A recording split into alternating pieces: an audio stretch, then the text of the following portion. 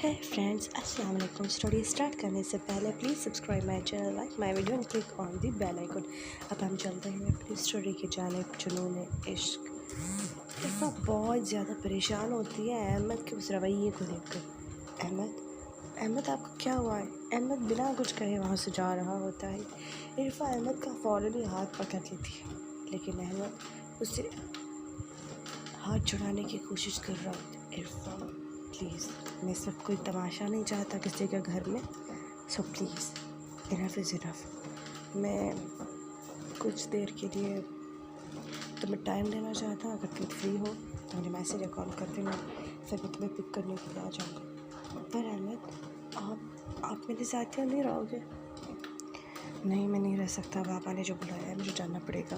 अहमद अपने गुस्से को ज़ब्त के ज़ोर पे रखकर वहाँ से चला जाता है। इरफा वहाँ हैरानी से उसे देख रही थी कि वो उसे स्पेन में ऐसे चीज़ें छोड़कर चला गया। इरफा से बिल्कुल चला नहीं जा रहा था। तो वहाँ कुछ औरतें होती जो इरफा का हाथ पकड़कर उसे फ़रा के साथ बिठा देती हैं। फ़रा मायूं में बैठी हुई होती है और इरफा उसे मुखातिब होती है कि इतने दिन हो गए यार, मैंने तुझसे कितना वार करने की कोशिश की, क्यों बात नहीं कर रही यार? पहले मुझे ये बताओ फ़रा, मेरी शादी नोमान से होने वाली थी, तो मेरी शादी अचानक यार तू सब कुछ भूल गई। तू तो प्यार करती थी ना अहमद से। मैं उससे प्यार करती थी यार? तू जॉब करती थी, मुझे कुछ याद नहीं आ रहा। इधर जब जा रहा होता है घर में, रास्ते में से शरीर गुस्से को इखराज करना पड़ता है। वो फटाफट तेज़ म्यूजिक चला के बहुत तेज़ गाड़ी चला रहा होता है। अहमद अपने दिल में अपने आप से कहता है, उसने मेरी इरफा को देखा, छू जाने वाले नजरों से मैं उसकी आंखें निकाल दूँगा। अहमद शदीद गुस्सा था, लेकिन वो इरफा की तरफ जब देखता है और वो उसे हैरानगी इस बात की थी कि इरफा भी उसे देखकर वैसे ही उसे सिग्नल दिए जा रही थी। उसने शादी तो मुझसे की, लेकिन अब तक उसके दिल में सिर्फ और सिर्फ नुमान ही है। नहीं, ऐसा नहीं हो सकता। अहमद शदीद गुस्से से खार खाया बैठा होता है। इस बार इरफा घर आएगी तो उसे बताऊंगा कि एक्चुअली मैं कौन हूँ और क्या कर सकता हूँ। सारा दिन दरिंदे का टॉपिक मुझे दे रखा है, अब एक्चुअली दरिंदा कौन है मैं उसे बताऊंगा। अहमद बहुत गुस्से से हाथों से मुक्का बनाकर अपनी गाड़ी पर ही आर देता है। उसके बाद अहमद जब अपने घर पहुंचता है तो उसके पापा उसके हाव भाव देखकर उन्हें समझ आ जाता है कि उनका बेटा काफ़ी स्ट्रेस में चल रहा है। बेटा अहमद, बाबा अभी कुछ वक्त मुझे अकेला रहना है। अहमद अपने रूम में चला जाता है। वहाँ बालकनी में खड़ा होकर वो मौसम को देखने लगता है, जहाँ ठंडी ठंडी हवाएं और थोड़े बहुत बादल गुजर रहे होते हैं। और अहमद ये फील कर रहा होता है कि सुबह उसके साथ उसकी ज़िंदगी उसके साथ थी, उसकी बीवी उसके साथ थी यहाँ, और वो है वहाँ इरफा को इमेजिन करने लगता है और वो चाहता है कि इस वक्त वो उसके साथ थोड़ा टाइम स्पेंड कर ले। लेकिन ऐसा उसे नहीं लग रहा था, क्योंकि जैसे ही वो अपने ख़यालात से बाहर आया तो उसे इरफा कहीं नहीं दिखी। थोड़ी देर बाद जब अहमद ने खुद को संभालने की कोशिश की तो उसे याद आया कि इरफा तो अपनी फ्रेंड के घर उसकी मायूं में गई हुई है। अहमद को फ़ौरन ही अपने बाबा का ख़्याल आता है और अहमद अपने बाबा की तरफ चला जाता है। हाँ बाबा, आप बोले बेटा, क्या हुआ था आपको? इतना गुस्से से क्यों चले गए रूम में? नहीं बाबा, थोड़ा सा उलझन हो रही थी। अब सब ठीक है बेटा? हाँ बाबा, अब सब ठीक है। अच्छा बेटा, मैंने तुम्हें ना थोड़ा तंग किया, उसके लिए सॉरी। ऐसा कर सकते हो तुम बेटा? क्या कर सकते हो बाबा? बेटा, मैं चाहता हूँ कि तुम इरफा को थोड़ा टाइम दो। और बाबा, मैं इरफा को ऑलरेडी बहुत टाइम दे चुका हूँ, प्यार करता हूँ उससे, एक बार भी उसे मेरा ख्याल नहीं। बेटा, वो बच्ची है बाबा, आप हमेशा ऐसा होने देते हो। वो मुझे छोड़कर जाने में इंटरेस्टेड रखती है और आप ऐसे, आपको नहीं पता कि इरफा अपनी मम्मा के साथ क्या बोल रही थी। वो बोल रही थी उसे मेरे साथ नहीं रहना और वो अपने घर जाना चाहती है। तो उसकी मम्मा ने क्या कहा? पापा, उसकी मम्मा ने वही किया जो हर मम्मी करती है। अपनी बेटी के घर के लिए। उसने कहा कि तुम जहाँ हो वहीं रहो, मेरी तरफ से तुम्हारे लिए दुआएं रहेंगी, लेकिन तुम्हें वहीं रहना चाहिए बेटा। पर बेटा तुम्हें थोड़ा स्पेस देना ही पड़ेगा। पापा आप मेरे दिल की बात क्यों नहीं समझ पा रहे हो? बेटा रिश्ते ऐसे नहीं चलते ज़बरदस्ती से, ऐसे मामलात ख़राब हो जाएंगे। पहले कौन से अच्छे हैं मामलात पापा, आप क्यों नहीं समझ रहे अपने बेटे का दुख? इतने में अहमद के फ़ोन पर बेल बजती है। अहमद बहुत ज़्यादा खुश हो जाता है क्योंकि उसे इरफान ने कॉल की थी। बाबा 1 मिनट में आपसे कुछ देर में बात करता हूँ। इरफा बाहर जब देखती है कि मौसम ख़राब हो रहा है तो इरफा फ़ौरन अहमद को कॉल करती है। हाँ बोलो इरफा। अहमद वो मौसम ख़राब हो रहा है तो मैं तो यहाँ नहीं रह सकती। आपको तो पता है मैं किसी के घर ऐसे रहूँ और फिर यहाँ पे बहुत सारे मेहमान वैसे ही हैं और मैं फराह की मेहमानों पे बोझ नहीं बनना चाहती और मुझसे तो चला भी नहीं जा रहा। मैं उनके घर का क्या ही काम कर लूँगी। प्लीज़ आप मुझे लेने आ जाओ। सच में? हाँ मैं वेट कर रही हूँ। अहमद इरफा को वहाँ से लेने के लिए चला जाता है। बेटा अभी भी ध्यान रखना, कुछ गुस्सा दिखाने की ज़रूरत नहीं है इरफा को। वो ऐसी बच्ची नहीं है जिस पे तुम गुस्सा दिखाओगे। बेटा प्यार से सब से तुम्हें सख्त करना होगा। पापा मैं अभी कुछ नहीं कहना चाहता। इरफा मुझे बुला रही है, मैं उसे लेने जा रहा हूँ, ठीक है? फिर हम आगे बात करते हैं। ठीक है बेटा। अहमद के पापा अपने बेटे की बात सुनकर वहाँ रूम में चले जाते और जाते वक्त भी अहमद को तंबीह कर रहे होते कि बेटा ध्यान से सही तरह से जाना और इरफा के साथ कोई बदतमीज़ी बर्दाश्त नहीं करेंगे हम। अहमद बहुत उसे खुशी होती है इसीलिए वो वहाँ रुकता नहीं है और वो वहाँ से चला जाता है और वो कहता है कि उसकी बीवी ने पहली बार उसे बुलाया है और वो इतनी प्यार से अहमद इरफा को लेने के लिए जाता है और तब इरफा अहमद का वेट कर रही होती है। क्या हुआ इरफा यार, तुम इधर क्यों रुकी हुई हो? इरफा बाहर सहन की तरफ देख रही होती है, गली के दरवाजे की तरफ, कब बेल बजती है, कब अहमद आता है और कब वो वहाँ से जाएगी। देखो मैं तुम्हारी ज़िंदगी में कुछ इंटरफेयर नहीं, तुम्हें जो बोलना है तुम तफसीलन बोलो।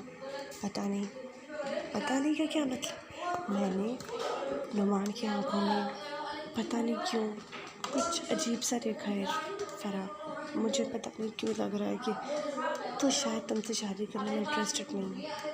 फराह अपनी ही दोस्त से अपनी मंगेतर के बारे में ये सब सुनकर उससे बहुत अजीब लगता और बुरा भी।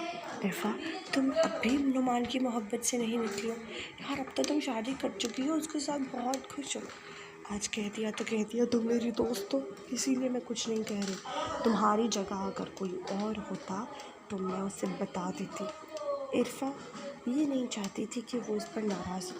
देखो मैं तुम्हारे साथ कुछ बुरा होते नहीं देख सकती यार, पर देखो मुझे ये नहीं सुनना। अगर तुम जाना चाहती हो तो तुम चली जाओ, लेकिन तुम्हें अगर इस इवेंट में शामिल भी नहीं होना ना यार तो मत दो। लेकिन कम से कम मेरे लिए ऐसे वर्ड्स तो मत निकालो उसे यार। मैं जो बोल रही हूँ बस बहुत हो गया। इधर अहमद भी पहुँच जाता है। इरफा फराह का फराह और इरफा एक ही रूम में है और वो इस रूम में। अहमद उनसे मुखातिब होकर चला जाता है। जब वो रूम में जाता है तो वो देखता है कि फराह तुम नाराज़ क्यों हो रही हो? ये तो तुम्हें अपनी बीवी से पूछना चाहिए। इरफा क्या हुआ? कुछ भी नहीं हुआ यार, चलो यहाँ से बस। इरफा अहमद का हाथ पकड़ के फ़ौरन वहाँ से चलने लगती है और वो उसे कहने लगती है कि मुझे अभी नहीं आना, मैं इस पूरी शादी को बिल्कुल अटेंड नहीं करने वाली। पर इरफा ऐसा क्या हो गया? फराह तुम बताओ क्या हुआ? फराह कुछ नहीं कहती, वो खामोश रहती है। वहाँ बाहर हल्की भीनी बारिश हो रही होती है और अचानक से तूफ़ानी हवाएं शुरू हो जाती है। जल्दी करो अहमद यार, आराम से चलो, वैसे भी यहाँ पे काफ़ी कीचड़ है, तुम्हें आराम से चलना चाहिए। धीरे धीरे अहमद उसका हाथ पकड़ के उसे अपना सहारा देकर उसे आराम आराम से चलवा रहा होता है, लेकिन इरफा का पाँव में फिर से चोट लग जाती है और फिर अहमद को उसे उठाने के अलावा कोई चारा ही नहीं बचता। अहमद उसे उठा के गाड़ी में बिठाता है बहुत मुश्किल से। उसके बाद जब इरफा का मूड सेट दिखता है अहमद और उससे पूछता है, क्या हुआ यार, बताओ क्या हुआ। इरफा रोई जा रही होती है। क्यों रो रही हो यार? Why are you sad, my darling, my princess? Tell me, what happened? क्या हुआ तुम्हें? अब रो क्यों रही हो? इरफा बहुत दुख में होती है और वो अहमद का बाजू पकड़कर उसे लग के रोने शुरू हो जाती है। पता है आपको, मैं कभी किसी के साथ कुछ गलत नहीं होते देख सकती। आज मेरी दोस्त को मैंने सच बताने की कोशिश क्या की, उसने तो सालों पुरानी दोस्ती तक तोड़ दी। ऐसा क्या कहा तुमने? मुझे नहीं बताना। ठीक है ना डार्लिंग, अगर आपने कोई चीज़ शेयर नहीं करनी तो बिल्कुल कोई मसले की बात नहीं है। आपने शादी में नहीं आना ना? ठीक है ठीक है, मैं तुम्हें सपोर्ट करूँगा, मैं तुम्हें कुछ नहीं कहूँगा, तुम्हारी मर्ज़ी है। अहमद दिल ही दिल में बहुत खुश हो रहा होता है कि अब उसे इरफा को कुछ कहने की ज़रूरत ही नहीं पड़ेगी और बिना कुछ अहमद के बुरा बने इरफा उसी की ही बात मानेगी। खैर, इरफा जब घर पहुंचती है और अहमद के मुलाजमीन अहमद से कह रहे होते हैं कि आपके पापा नींद सो चुके हैं और उन्होंने कहा था कि ये फ़ाइल जो है, उनके मुलाजिम के हाथ में एक फ़ाइल होती है और वो ग्रे कलर की फ़ाइल होती है। ये जो फ़ाइल है ना, मैं आपको दे दूँ। अच्छा, ये कौन सी फ़ाइल है? आपके पापा बोल रहे थे ये कोई ज़रूरी फ़ाइल है। सही सही, ठीक है। इरफा बहुत मुश्किल से चल पा रही होती है।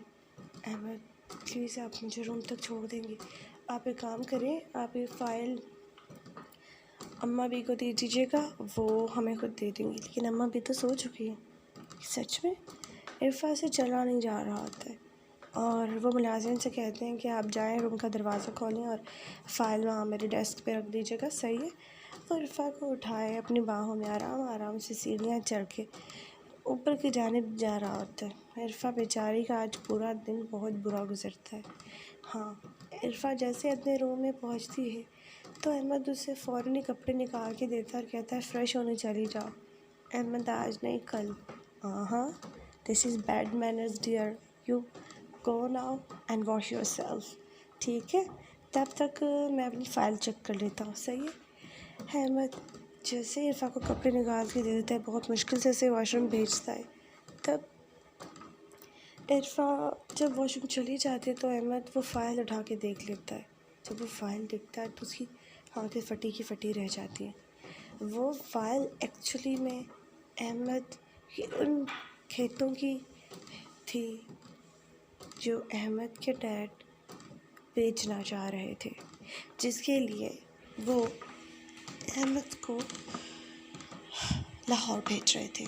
और वहाँ पर उन्हें एक नोटिस मिलता है और जब वो नोटिस ऑन करते देखते तो पता चलता है कि ये खेत तो गिरवी थी और बहुत सालों से इस खेत के बारे में ये चीज़ उसके बाबा ने बताई ही नहीं थी। अब ये नीलाम होने वाली थी खेत, क्योंकि अहमद ने ये पैसे बैंक वालों को देने थे। वहाँ पे उसे जाना था। पहले तो वो गिरवी के छुड़वाता खेत को, फिर वो उसे बेच देता ज़्यादा दामों में। अहमद वहाँ जा नहीं पाया, इसलिए अब उस खेत की नीलामी हो रही थी। अहमद के पापा ने वो ज़रूरी फ़ाइल अहमद को इसलिए दी थी ताकि अगर हो सके तो रातों रात उस ख़ानदानी खेत को इस तरह नीलाम ना होने थी। अहमद के पास और कोई ऑप्शन नहीं बचता कि वो ऑक्शन में अपना ही खेत खुद खरीद ले। अहमद जैसे इरफा वॉशरूम से बाहर आती है तो वो अहमद के तासुरात देखकर बहुत डर जाती है, क्योंकि अहमद की माँ